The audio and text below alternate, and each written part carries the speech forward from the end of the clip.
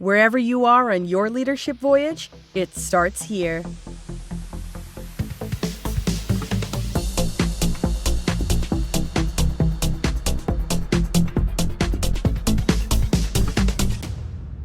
Hey everybody, welcome back to another episode of Leadership Voyage. I am Jason Wick, your host. Leadership Voyage, the podcast dedicated to your pursuit of becoming a great leader. I have a great show for you today. Don Schmincke, he was on season 2, episode 15, if you've been listening for that long. He came on because he used AI to write a book. Write a book? Write a book! He used AI to write a book, kind of tongue in cheek, but also just to kind of stretch the technology. This was not terribly long after ChatGPT first reached the masses. I think it was late 2022 when that happened, if I'm remembering correctly. So if you want to revisit that episode after you listen here today, season 2, episode 15. But before we get to Don, who is a very smart guy and very entertaining as well, reach out to the show, startyourvoyage@gmail.com. I would love to hear from you. Share this with your friends or your network if you like. The whole point of this podcast is to help people with their leadership journeys wherever they're at. And I think today we'll speak to almost all of you out there who are listening. It's a great topic. Okay, so before we get too far, let's just make sure we get to the meat of it. Don Schmincke, researcher, MIT grad, Johns Hopkins, the whole resume, he's got it. And he is an executive coach, spoken with multiple, like 2,000 speeches he's given, worked with companies. We talk about his book, Winners and Losers, and the concept of failure. Fantastic topic. So strap in, here we go. Another great episode and conversation on Leadership Voyage.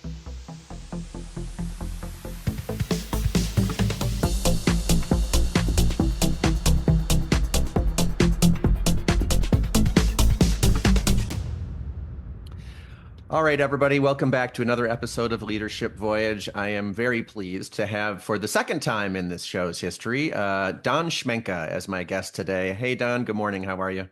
Good morning. Great. And it's good to be able to connect again. I know you said before we started recording, you've had a busy morning. So thanks for sparing a few minutes for the guests here. And I know they're going to get a lot out of it. And if it's anything like the last time we spoke, they'll also laugh a little bit at some point, I suspect. When we spoke a couple years ago, you had written your book, used AI to write your book about how could humans improve themselves.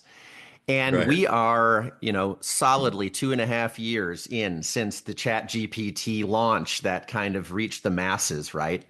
Yeah. I just had to get your thoughts. Where are we compared to where you thought we might be after a couple of years into this launch with LLMs and Gen AI?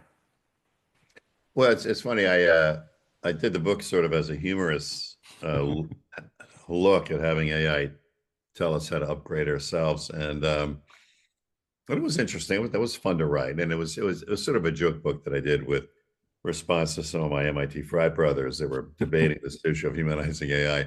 But I should go back. I was thinking about going back again and saying, okay, you wrote that when you were just a fetus, and now you're in graduate school. Yes. So how would you rewrite it? Or, so be curious to see what it would say about itself that way. So I'm gonna do that one of these days. But no, I think what's happened is AI became,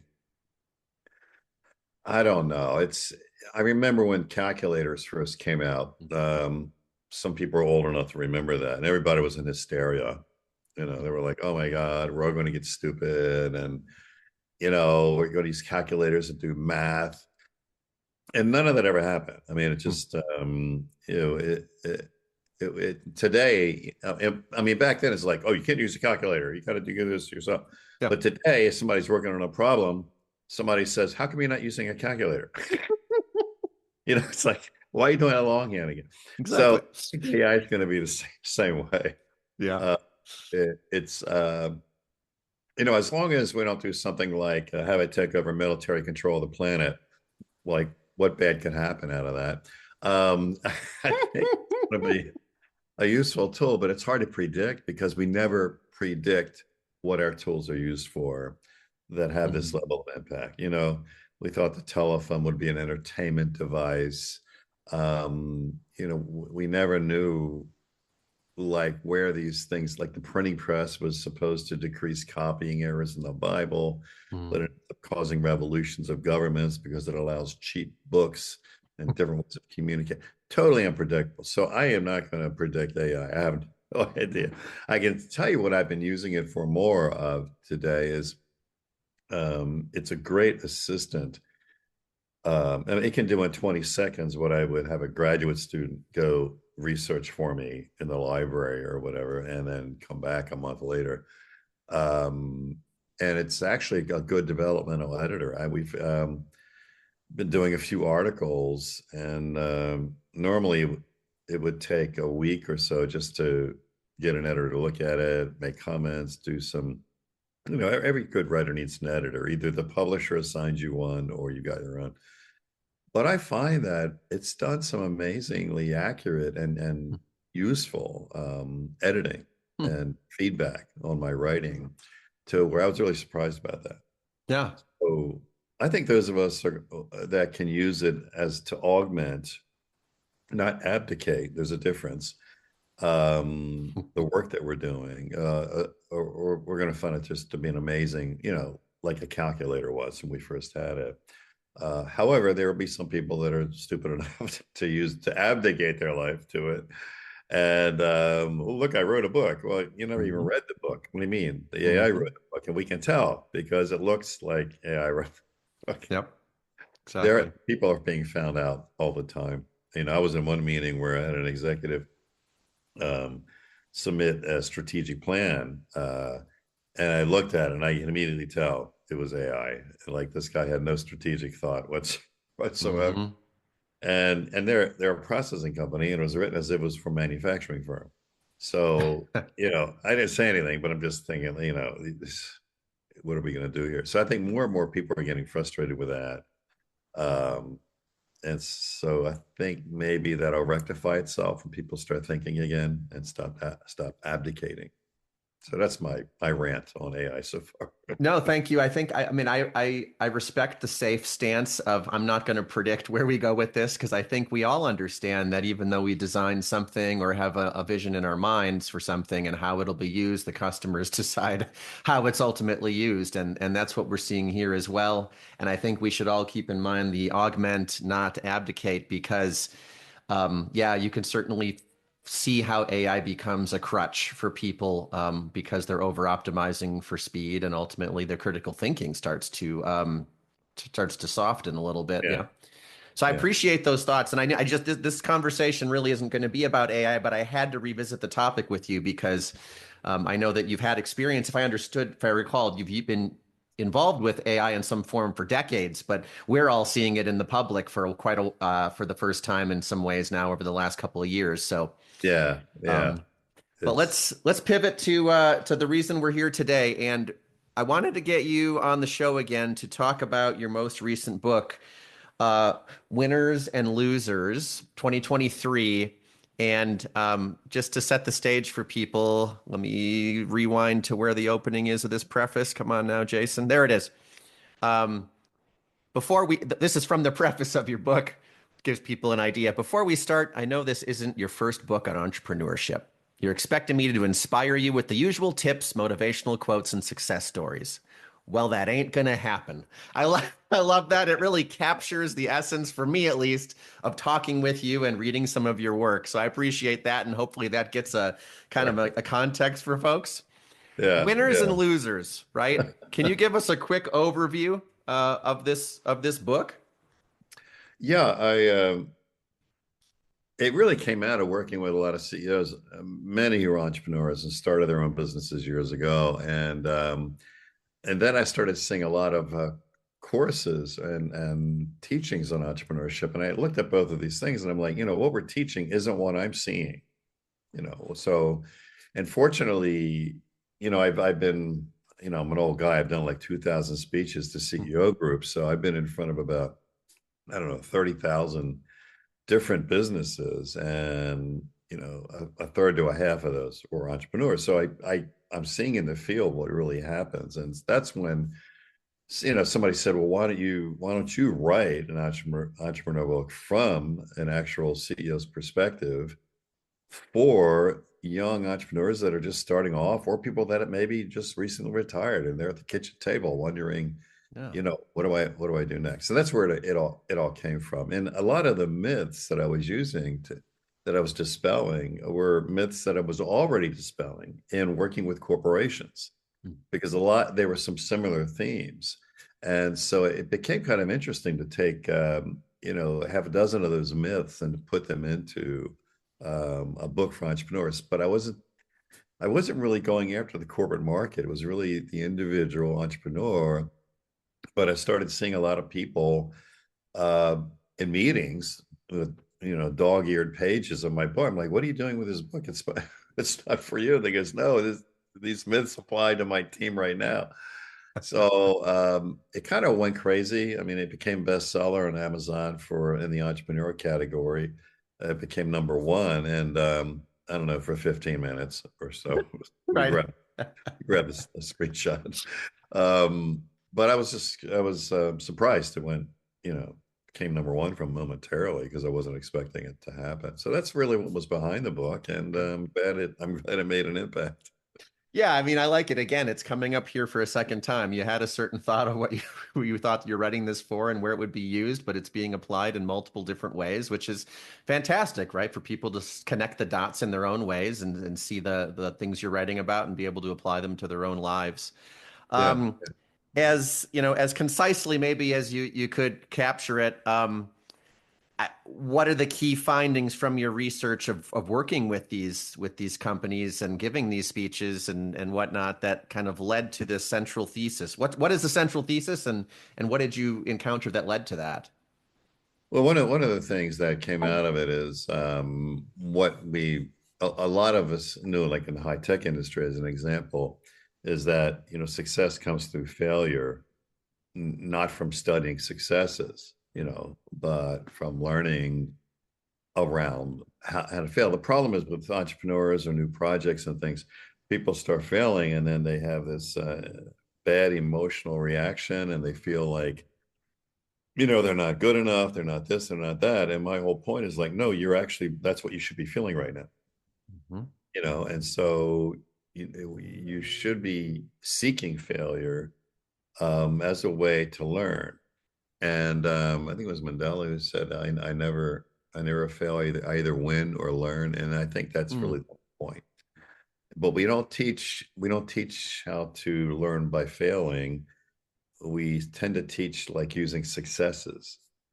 And so you get all these books on how to be a great company, and everybody's got their great company list. And then most of these great companies in these best-selling books end up failing like 18 months after publication. And I was curious, how that was happening. But I think what happens is we should have been teaching what did the founder do before the company made it great, because the authors weren't there. They were there after the fact. Yep. Oh, they did this right, this, and all that. But they weren't there before, This was their fifth try, right? Yeah. I mean, they lost their house, then their marriage got destroyed. The kids hate them or whatever. No kidding. Their finances went, they have no credit. I mean, it was just, all this stuff is totally ignored. But to me, that is actually how we should teach it. And why do you think essentially all the books are focused on the tip of the iceberg, if we want to go with a metaphor like that, and not all the things below it that have led to what we see? Stupid writers. I don't know. Sorry. There are a lot of charlatans out there, and if you can shrink wrap something and sell volumes, people will buy it, and you'll look famous. So there's a lot of that in the industry today, because you don't really need an agent. A lot of people are self-publishing. I mean, so Yeah. it's not like you're straining it through an agent who then has to strain it through a publisher, and then if you get the contract, then you got to strain it through their editor. I mean, there was a lot of elimination of noise in the old Sure. days. But today it's like, if you got a buck from your uncle, you get to publish a book. Now, who the heck knows? But if you got a good following, you can sell enough to get on a bestseller list. So so stuff. Why do I think they publish it because they don't know. Hmm. They don't know any better. It's like, I'm going to do a study of successful companies, what they did great, and then I want to make a book and sell a volume. That's fine. But the problem is when you talk to the people who use the book or use the consultants to implement the book, they're not bragging about their stellar success stories.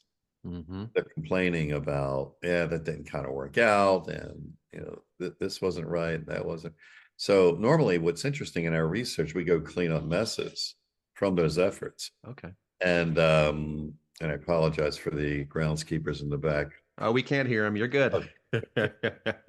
So we had it was interesting when I was at Hopkins, because when I looked at MIT, we started looking at the failure rates. I didn't know I was going to be here doing this work, but all I knew is there was complaints from professors and students on implementation.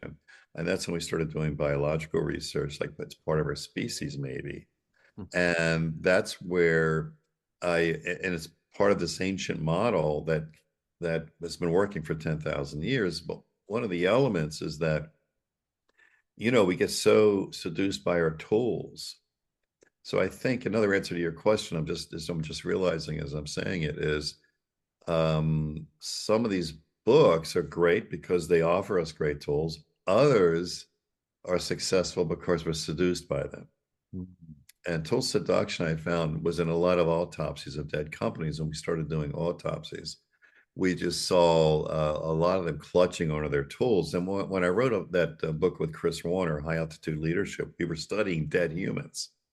And since Right. he's the top rescue climber in the world, he sees a lot of dead humans. And in working with Chris, a lot of them are clutching their tools. So in the book, we actually have a chapter called Tool Seduction. Okay. Because Yeah. it's the same thing with dead companies. They're all clutching their tools. So tools are great. Tools are cool. We need them. But when they start using us instead of us using them, that's a problem. So I think these books, long-winded answer to your question, I think if we get seduced by it, we buy these books and they start using us. And we stop using the book. And that's where things go wrong really, really fast. There's a lot in there, Don. So thanks for that kind of comprehensive and winding answer, which is really an interesting one. I mean, yeah, I mean, I have some thoughts on tools. I don't know if it fits perfectly into this discussion, so maybe I'll table those for right now. But yeah, I mean, interesting. The democratization of publishing, as you're saying, which is interesting related to this, but also this focal point on just studying the success. You said there is a disconnect early on between what we're teaching entrepreneurs and what's actually happening in the field, right? And we're going to pivot this discussion a little bit, really more to the notion of failure itself, not just necessarily your book, but what you're telling us in this book about failure. And what I want to start with is from you, what's your definition of the word failure to get started? Whatever you were expecting to happen didn't. Yep. And that could have been the launch of a new product, or getting our customer base activated, or whatever you said, like, hey, this is going to be great, everybody's going to love this, let's go ahead and launch this thing, and it turns out just crashing. That's called a failure. And it's interesting when you look at great entrepreneurs, like I was looking at some Steve Jobs history earlier. I mean, he had a lot of failures, and but he learned from each one. So people don't think of Steve Jobs as a failure, but that's actually how he became great. Mm-hmm. And he used one of the interesting aspects of death. And I wish I had known this earlier when I was writing the samurai book. The Code of the Executive was based on a samurai book. It was my first publication back in the 90s. And I'm getting still a lot of people coming saying, Don, can we take that course? So I made an online course out of it. The whole point is that the issue of death allows you to hit failure in a much more positive way. And and so now we're doing this Becoming Samurai online program. And all of a sudden people are saying, oh my God, this like changed everything about how I'm making decisions and how I'm leading. And then could I share a screen maybe? Is that possible for your podcast? You should be able to, yeah. Oh, let me try it. Let me see if I can do that, because it'll be good. Here it is. There we go. Can you see that? I can. Yep. Perfect. There we go. So I thought this was an amazing quote that I felt like I was reading a samurai and writing from a samurai, which is, in my original book and certainly in the online course I have now. But think about this guy. I mean, he failed multiple times, transformed a planet, basically violating everything we teach in business school about how to lead and manage people. Right? You see these films and books on his life, and he's like, God, they say he was an asshole. They say he was dismissive. They say he was violating all the stuff we teach. And I'm thinking, how do we teach a course today in leadership where we have to start off saying everything I'm going to teach you is irrelevant? Yeah, right. Right. Because the guy that violated everything I'm going to teach you created the most powerful company in the world. But exactly. This is one of those interesting quotes where for the audio, Don, for the audio listeners only, could you read the important parts for them here that you think, just so they can? Yeah. Oh, thank you. Thank you. Yeah, of course. Yeah. I don't want somebody driving their car and going off.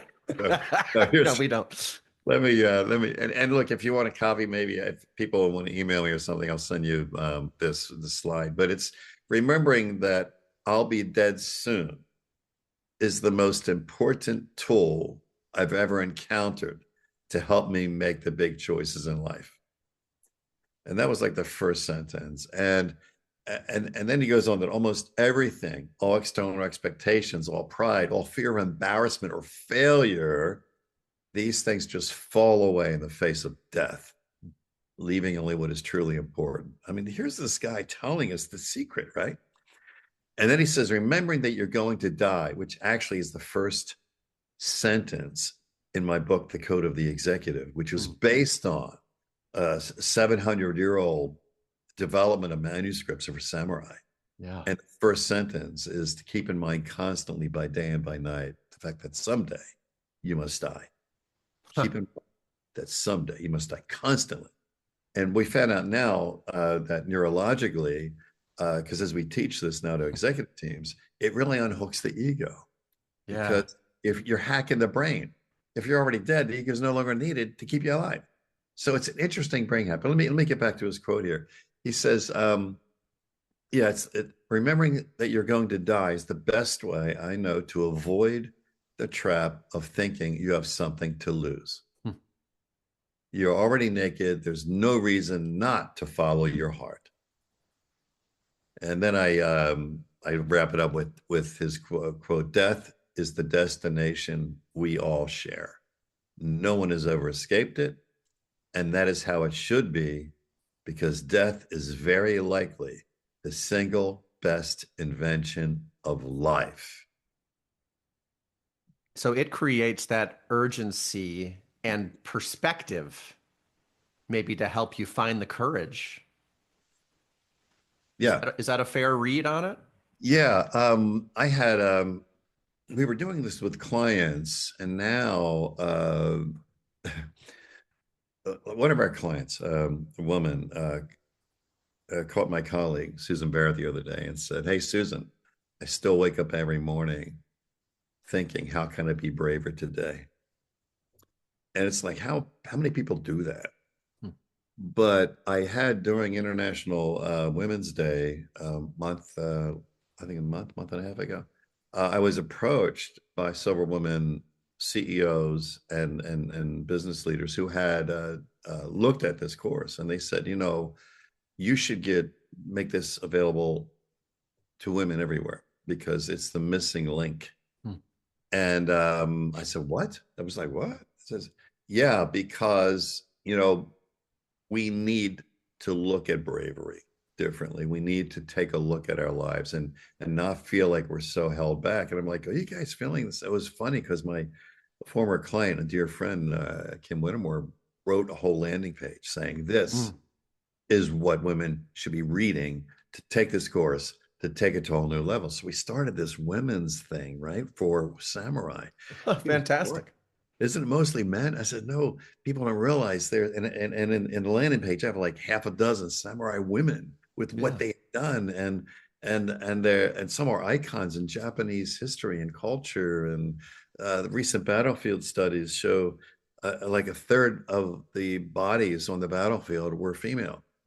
So Huh. there's something about the philosophy of death as freedom, death to allow bravery, death to allow honor, and to grant us, as what Steve Jobs was saying, that power to take our careers and our life to a whole new level. So all of a sudden, this online course I put together during COVID, because we, we were all Mm. like locked down, and I Yeah. had nothing to do. I just started, putting a studio together like this and did its thing. And now I'm realizing like I should pull it off the shelf and get it going. And Hmm. George Stalk, who I've just been really blessed and privileged to run into brilliant people, and then for some reason they want to hang out with me, which I think is great because I let them Lucky you. research. I love it when smart people want to talk to me. So we've been, oh God, maybe um, hanging out together for a couple of years now, but we have a couple of articles we're submitting to Harvard Business Review. But this women thing came up, and now this is the guy that started the lean manufacturing revolution in Japan and the United States.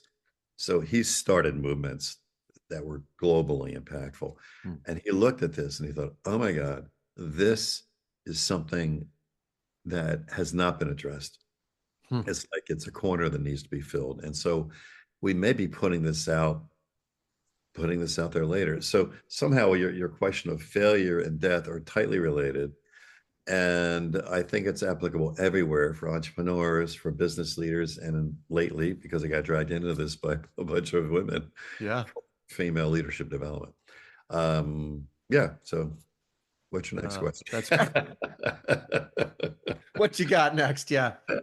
Yeah. I mean, talking about that relationship between mortality and failure and courage, and you weaving those stories in and out with the samurai and the course. And this is, I mean, it's really great stuff. Some of the things you're saying and the Steve Jobs quote, it's pretty just powerful stuff. If you let it hit you, it can be pretty powerful, right? And I wanted to ask you, this question I think goes well beyond business, as what you're just talking about goes well beyond business. I mean, why are we so afraid of failing? Well, I think it's some say it could be a survival instinct. I mean, if we fail, we die, so we're programmed to want to win and be successful. Others, it could be because it's interesting you say that, because in the as we began experimenting with this with executive teams and with entrepreneurs and in the samurai class, the first part was identifying fear. So your question actually is the solution. Okay. It's Yeah. where are my fears? What am I And afraid of? Yeah. because until that's established, like in this course, it's that's the first thing. You can't go on in the course until you have that figured out, because the next part is death, and the whole part of the death piece is, well, what do you attach to? Like, what in your life has to die in order for you to move forward? Hmm. That's an interesting way of looking at our fears. What am I attached to? And then how do I die? So there's a third module on dying. But only until you get through that can you really look at these elements we all want, but they're so elusive. Bravery and honor, and that's where I found over thousands of years, leaders have been doing this with humans.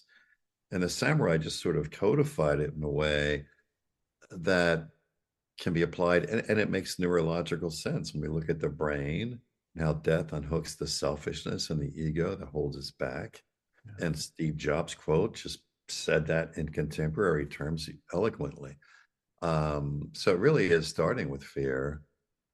Until you can identify what has to die, you can't move forward. And that's what I'm hearing from people taking this class that are like, oh my God, it changed my life. But it's nothing new. This is old stuff. I'm just codifying it. Right. No, I mean, that's the thing that's interesting. You're talking about going back hundreds and thousands of years and some of these things that have existed. And maybe, I don't know, I'm winging it here, but maybe some ways the tools that we have get in the way of us just kind of keeping it back in simplicity and the most basic things about what it means to be human. And um, I just love the way place this discussion is going right around mortality, fear, attachments, what needs to die, the urgency maybe to reach new heights in the face of that you will die yourself, all these things which are related to entrepreneurship or other things in our lives. Yeah. The time always goes very fast on this show, which means it's a fun conversation. But we got to talk a little bit about what got you to write the book. We've gotten to talk a little more deeply here as well about some of the things related to failure. Um, Before we give you a chance to tell us where you'd like folks to go to check your work out, or if they want to reach out and get in contact with you, there's a question I ask everybody on this show. And interestingly enough, Don, when we spoke 2 years ago, when I asked you what you'd learned recently, you actually referenced, you said something like, so many mistakes, so little time, which was, Oh, I yeah. think you were writing the book, Winners and Losers, at the time. Yeah. So I'll Yeah. ask you again 2 years later, what's something that you've learned recently? Yeah.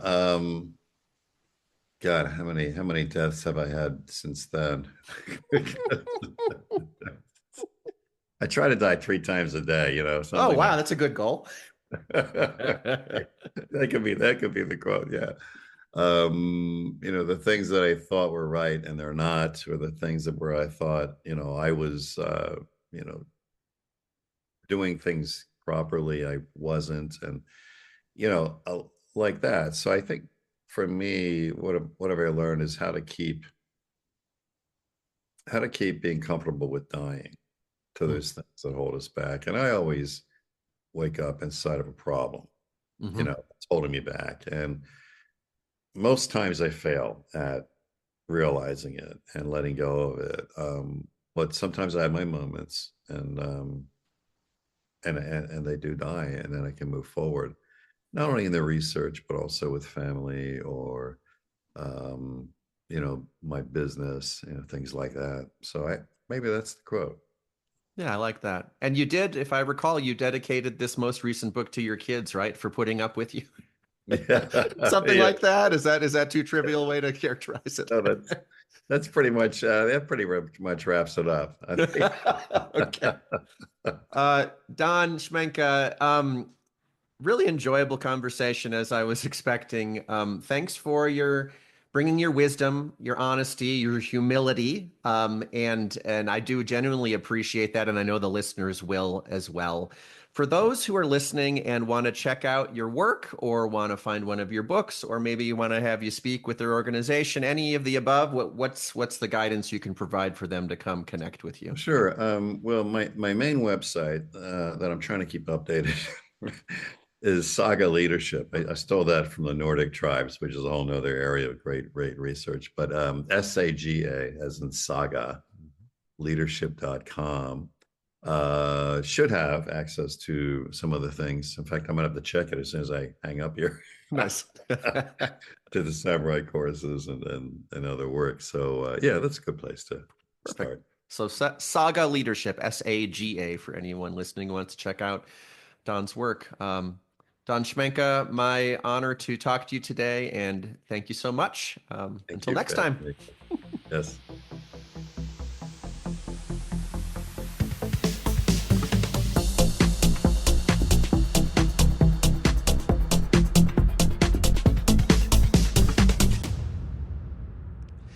There you have it, folks.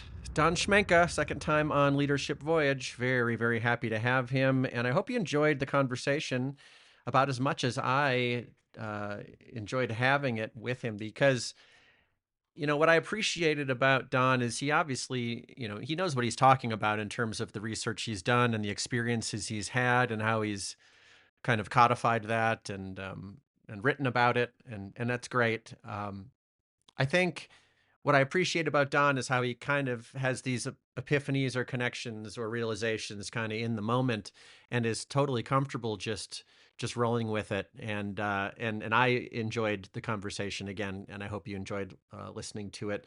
So here's your quick episode recap. Before we do that, as a reminder, reach out to me, Jason Wick, your host, at startyourvoyage@gmail.com. And yeah, that's all I really had to say. I look forward to hearing from you all, see what you thought about this episode, this conversation. Any guests you might think of that might be great for the show, topics you might have, I'm happy to hear them. So I've had some people reach out within the last few weeks with some ideas for the show as well, and that's appreciated. So thank you for that. So quick recap of my discussion with Don. We talked about AI to start off. He said he's not going to predict where AI will go, but it makes a great research assistant, and it's a good editor for him in his writing. Keep in mind, augment, not abdicate. Think of it like the calculator. You can use it for things to augment what you're doing, but don't abdicate your thinking to it. We talked about the book Winners and Losers, which he wrote in 2023. The book came from working with entrepreneurs. What we're teaching entrepreneurs isn't what people are actually doing in the field, and that's partially what inspired him to write the book. Too often we're writing about successes, but we should seek failure as a way to learn. And he brought up the saying, either win or learn. Tool seduction was something that they had seen in autopsies of a lot of dead companies. I found that pretty interesting as well. Then we kind of talked about failure in the general sense, not just for entrepreneurs or business, but just generally for all of us. And failure, as he defines it, is when whatever you expected to have happen didn't. Thinking about death is the most important tool to make big decisions. Very interesting stuff to think about there. Fear of failure fades in the face of death. And neurologically, thinking about death unhooks our ego. It's a way for us to hack our brain. Some say that we're afraid of failing because of our survival instincts. And in order to face failure, you need to know what you are afraid of. You need to know your fears first, and you need to identify what in your life needs to die.